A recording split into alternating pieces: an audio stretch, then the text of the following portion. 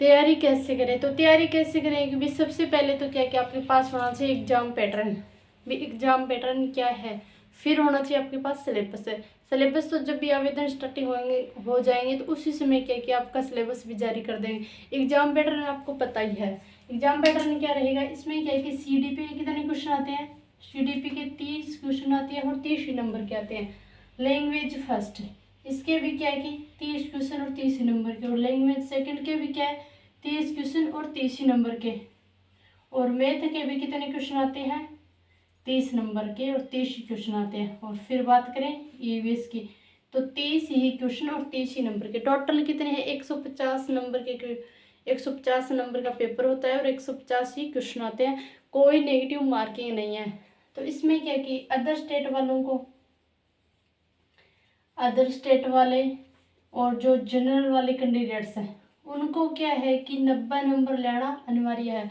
कि जनरल वाले और अदर स्टेट वालों को क्या है कि 90 नंबर आपके होने चाहिए, यानी कि 60%। 60% आपकी है तो ये आपकी रीट पात्रता के क्लियर मानी जाएगी। फिर बात करें कि ओबीसी, SC, ST, EWS इनके क्या है कि मान लो कि 55% लेना अनिवार्य हो, यानी कि 82.5।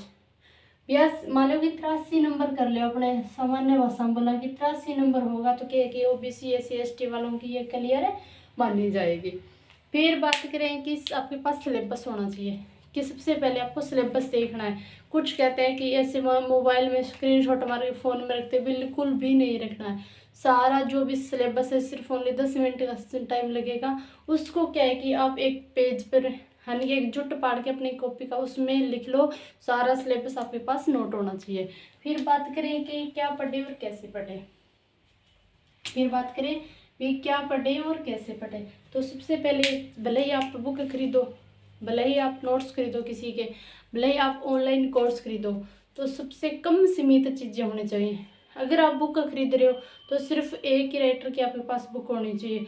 भले ही आप अवनी की ले लो, चाहे आप मान लो कि RVD पब्लिकेशन ले लो, या फिर आप फर्स्ट रैंक ले लो, लक्ष्य ले लो, कोई कौन सी भी बुक ले लो, आप एक ही बुक परचेज करो। और चाहे भले ही आप ऑनलाइन कोर्स खरीद रहे हो तो एक ही यूट्यूब चैनल को मान लो कि कोर्स खरीदो। अन्य के ऊपर मुँह मारने से क्या है कि कोई भी मान लो कि एक ही पेपर क्लियर नहीं होगा, क्योंकि 1 घंटा कौन से यूट्यूब चैनल पर पढ़ लिया, दूसरे घंटे किसी और को देख लिया, या फिर अलग अलग बुक 5-7 बुक आपके पास रख ली, कभी कौन सी टॉपिक उठा के पढ़ने लग रहा हो, कभी कौन सी टॉपिक भी पढ़ने लग रहा हो, तो ये शेड्यूल बिल्कुल ही अपनाना को नहीं है। भी तैयारी करनी है तो क्या कि एक ही बुक होनी चाहिए, हर बेस्ट बुक होनी चाहिए। या और बात है इन बेस्ट बुक के बारे में क्या है, आप वीडियो बना दूंगी, बे बुक परचेज कर लियो, आपके रेट पर ये है, क्लियर होने से कोई नहीं रोक पाएगा अगर वो बुक्स आपने पढ़ी और वो टिप्स आपने अपनाई तो। फिर सबसे बात क्या है कि कैसे पढ़े। आप फर्स्ट बार दे रहे हो, मैं नहीं कहती भी आप 2 बार दे लिया, 3 बार दे दिया, आपका रीड क्लियर ही नहीं हुआ, भले ही आपने 10 बार दे लिया होगा, आपका रीड क्लियर नहीं हुआ है तो क्या बात हुई। आप ऐसे सोचो कि मैं फर्स्ट बार दे रहा हूँ और मुझे क्या पढ़ना है और कैसे पढ़ना है। अगर मान लो कोई भी टॉपिक है, आप बुक खरीद लिया, नोट्स खरीद लिया, सबसे पहले उस टॉपिक को के अच्छे ढंग से रीड करो। फिर क्या क्या आपके पास ऐसे पेन होना चाहिए, पेन लो या पेंसिल लो, तो जो इम्पोर्टेंट चीज़ें हैं उनको क्या कि आपको ऐसे टिक मार्क करते रहना चाहिए। फिर वो टॉपिक पूरा पढ़ने के बाद क्या है कि उसके मान लो कि बुक है उसके एंड में या फिर आपके पास प्रीवियस ईयर क्वेश्चन है कि आपके पास होने चाहिए।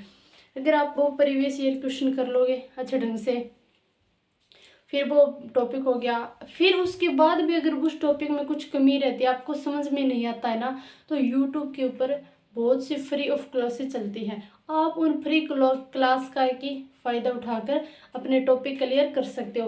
रीट परी के लिए क्या है कि कोई ऑनलाइन कोर्स खरीद परचेज करने की बिल्कुल भी ज़रूरत नहीं है, बिल्कुल भी ज़रूरत नहीं है। अगर आप रीट परी के साथ साथ रीट मेन की तैयारी करना चाहते हो तो क्या है कि आपको भी कोर्स परचेज कर सकते हो, यानी कि तो आपको क्या कि रीट मेन के लिए क्या है कि आपको कोर्स परचेज करने की ज़रूरत पड़ती है, क्योंकि इतनी हम मालिक सेल्फ स्टडी के दौरान कंपटीशन ज़्यादा बढ़ने के कारण क्या है कि हम खुद ये समझ नहीं पाते हमें अच्छे ढंग से तरीका नहीं पता होता है कि किस चीज़ को किस तरह पढ़ना है। तो इसके लिए क्या क्या आप रीट मेन के लिए तो कोर्स परचेज कर सकते हो, लेकिन रीट प्री के लिए आप कोई भी परचेज करो तो आपकी मर्जी है, वरना कोई ज़रूरत नहीं है कि रीट प्री के लिए आप कोर्स परचेज करो। फिर बात करें कि बुक लेवें या ऑनलाइन लें, ये बात मैंने बता दी। चाहे आप बुक लो तो सिर्फ एक लेना, और ऑनलाइन पढ़ो तो सिर्फ ओनली एक ही क्या है कि कोर्स परचेज करना। भले ही आप फ्री की क्लासें बहुत सी चलती है यूट्यूब चैनलों पर, तो सिर्फ आप एक ही यूट्यूब चैनल को फॉलो करना, न कि अन्य को अदरवाइज। फिर बात करेंगे सेल्फ स्टडी कोचिंग में, मैंने बता दी कि आप जितना भी आप भले ही आप कोचिंग ले लो, कोचिंग लेने के लिए जाओगे तो जो मटेरियल आपको कोचिंग के में पढ़ाया जाएगा, यानी कि वो सर तो यू भी वर्ड पर पढ़ाएंगे आपको, जो नोट्स है वो नोट्स तैयार करवाएंगे। तो ये तो है नहीं कि आपने सर का पढ़ाया वो समझ लिया और नोट्स तैयार कर लिए तो आपको याद हो गया। तो इसके लिए क्या कि भले ही कोई भी एग्जाम हो, उसके लिए क्या कि सेल्फ स्टडी बहुत ज़्यादा ज़रूरी है। और जब तक आप सेल्फ स्टडी नहीं करोगे ना, तब तक आपका एग्ज़ाम क्लियर नहीं होगा। क्योंकि कुछ स्टूडेंट्स को हम देखते हैं कि कोचिंगों में चले जाते हैं, सर बोर्ड पर करवा रहे हैं, वो मतलब कि मेन चीज़ें नोट कर लेते हैं, और फिर क्या है कि रूम पर आकर एक रेडी ही नहीं करते हैं। रूम पर आने के बाद बिल्कुल भी नहीं पढ़ते हैं कि हम थक गए हैं, हम ऐसे हो गए। तो ये इससे भी ये ऐसे क्या है, ढोंग मत करो, बिल्कुल भी पढ़ने का ढोंग मत करो। अगर आपको रीट क्लियर करना है, भले ही रीट क्लियर करना हो, चाहे फर्स्ट ग्रेड हो, सेकंड ग्रेड हो, चाहे पटवारी हो, कोई भी एग्जाम हो, तो उसके लिए क्या आपको ढोंग नहीं करना। सिर्फ क्या है कि पूरा तन मन धन लगा के एक मान लो कि साहस के साथ अच्छे ढंग से तैयारी करनी है। सेल्फ स्टडी जितनी करोगे उतने ही सिलेक्शन के क्या आप नज़दीक जाओगे। अगर आप सेल्फ स्टडी नहीं करते हो तो आप बिल्कुल भी नज़दीक सिलेक्शन के नहीं जा सकते। क्योंकि सबसे पहले मैं अपना खुद का उदाहरण देती हूँ कि 2021 में जब मैंने रीट का एग्ज़ाम दिया था, सिर्फ ओनली मैंने तब तो मुझे, क्योंकि मैं एक साइंस की स्टूडेंट रही हूँ, तो इसलिए क्या कि मुझे मैं की आर्ट की नॉलेज न होने के कारण क्या है कि मैं अच्छी बुक भी नहीं खरीद पाई। अच्छी बुक का भी नॉलेज नहीं था मुझे भी, कौन सी बुक खरीदूं कौन सी नहीं खरीदूं, कौन सा कोर्स देखूं, ऐसे भाग दौड़ करती रहती। कभी कौन सा यूट्यूब चैनल से, और मोबाइल भी नहीं था मेरे पास, मेरे हस्बैंड का मोबाइल लेकर कभी कौन सी सर की क्लास देख ली, कभी कौन सी बुक के बारे में जाना। और बुक मेरे पास ऐसी बुक आई उसमें से कोई 60% भी नहीं, 60% मैटर भी नहीं आया। और जब मैंने रीट 2022 में दोबारा दिया, वो मेरे क्लियर तो हो गया, लेकिन वह क्या कि सिलेक्शन के नज़दीक नहीं गई। वैसे कि पात्रता की मान्यता में हो गई थी, यानी कि 105 नंबर मेरे बन गए रीट 2021 में, क्योंकि कुछ मैंने यूट्यूब से किया और जो सबसे ज़्यादा मैंने सेल्फ स्टडी करी। फिर एक क्या कि साइको की बुक है, वो मेरे लिए बहुत बेस्ट बुक थी। 2021 में मेरे पास सबसे बेस्ट बुक थी, तो वो कौन सी थी, एक साइकोलॉजी की थी, वो थी मेरी first rank book. First rank book का मैं बहुत ही धन्यवाद करती हूँ कि उस राइटर का जिसने कि इतनी अच्छी बुक लिखी। और उसमें से क्या है कि मेरे 24 क्वेश्चन सही हुए। फिर क्या है कि हाँ, तो फिर क्या कि मैंने और सब्जेक्ट क्या है, मेरे पास एक अच्छी बुक नहीं थी। मैंने किसी और के भी प्रीवियस ईयर पेपर लिए थे, उन प्रीवियस ईयर क्वेश्चनों को मैंने हल किया, और साथ में जो भी मेरा मटेरियल था सबसे ज़्यादा मैंने सेल्फ स्टडी पर ध्यान दिया। और उस टाइम क्या है कि मेरे साथ में JVT सेकेंड ईयर के एग्ज़ाम थे, और मेरे खुद का बेटा सिर्फ ओनली गया था 8 महीने का था, उसको यहाँ पे बिठाकर या गोद में लेटाकर मैंने सेल्फ स्टडी करी, और पूरे घर का काम संभाल कर मैंने बहाना नहीं बनाया। मैंने ये सोचा कि मैं बहाना बना के दूसरों को तो कह दूँगी मेरे ये काम हो गया वो गया लिया हो गया, दूसरे तो समझ जाएंगे हाँ इसके काम होता है, छोटा बच्चा है, साथ में भी JVT भी चल रही है। लेकिन मैंने कहा कि मैं खुद को क्या माफ़ कर पाऊँगी। इसके लिए क्या कि मैंने सबसे ज़्यादा सेल्फ स्टडी करी। संघर्ष तो हर इंसान को करना पड़ता है, संघर्ष हर इंसान करता है, कौन नहीं करता। अब का टाइम देख लो, सिर्फ 1:35 हो चुके हैं। अभी पूरे घर का काम फिनिश करके सुबह मैंने क्लास लगाई। फिर अभी मैं क्या है कि मेरा सबसे ज़्यादा माइंड घूम रहा था, मैंने बहुत से ऐसे थंबनेल देखे यूट्यूब पर कि 2 महीने में 120 प्लस नंबर लाने की रणनीति, 3 महीने में 120 प्लस नंबर लाने की रणनीति, तो को 2 महीने में 120 प्लस नंबर आते तो को 3 महीने में।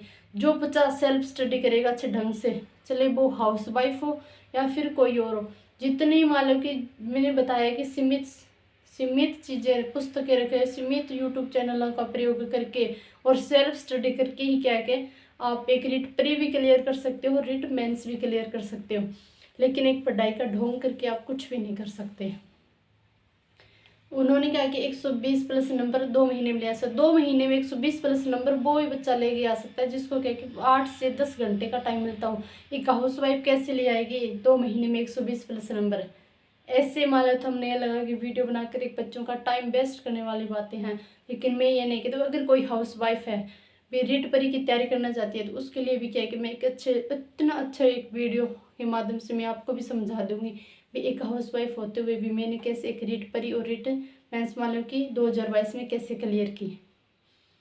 और एक जो भी मान लो कि अभी मान लो अनमेरिड है उनके लिए क्या कि वो 2 महीने में आसानी से कर सकते हैं रीट परी क्लियर। 120 प्लस क्या 130 प्लस भी कर सकते हैं, क्योंकि उनके पास तो कम से कम 15-16 घंटे का टाइम होता है, वो आसानी से अपने आप कर लेंगे।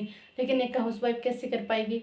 उसको घर भी देखना है, सुबह का काम करना है, शाम का करना है, दोपहर में जो टाइम मिलता है या शाम को नाइट में जो कुछ समय मिलता है या सुबह उठ के बेचारी को थोड़ा टाइम मिलता है, कम से कम 5-6 घंटे का ज़्यादा से ज़्यादा टाइम मिलता है, तो उसमें वो ऑनलाइन क्लासें देखेगी, क्या नोट्स पढ़ेगी या क्या क्या करेगी। मैं उन बहनों के लिए जो यही बोलती हूँ कि जो मटेरियल है वो सीमित रखो, बुक्स सीमित रखो, जो तो प्रीवियस ईयर क्वेश्चंस करो। जो चीज़ें आपको समझ में नहीं आ रही तो आप यूट्यूब से जुड़कर फ्री क्लासें बहुत चल रही है, उनका फ़ायदा उठाकर अपना सिलेक्शन आसानी से ले सकते हो। ये मेरी रणनीति कैसी लगी? अच्छी लगी हो तो वीडियो ने ज़्यादा से ज़्यादा शेयर करना, और चैनल पर नए हो तो चैनल ने ज़रूर सब्सक्राइब करो।